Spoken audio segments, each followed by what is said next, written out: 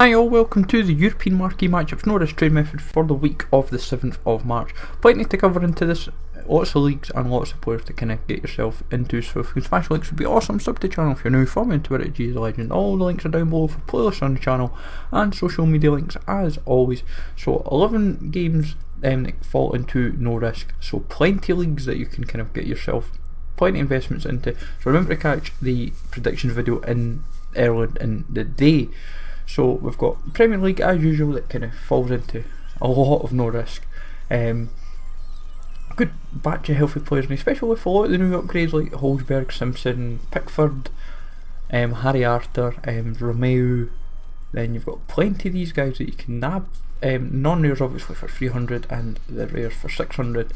Obviously Danny Simpson could prove quite useful depending on if Leicester were to get the European Marquee Matchup for next week.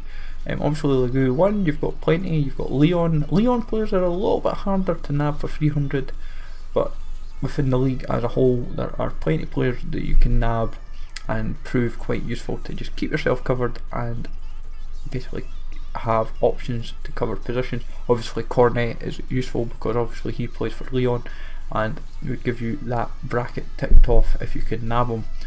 But plenty of players across the French league that you can opt for. Serie A, Cavalier, sorry, I have to always keep remembering that. Good couple of upgrades you can keep nabbing. But obviously at the same time, there's quite a few that you can nab. Eredivisie, you've got quite a few options and quite a few upgrades as well have cropped up in the league. But El Amadi, if you nab his original card, you're laughing. But for me, it is nabbing anyone that kind of is useful within the league. And we nearly skipped the Greek league, which is a bit of an error there.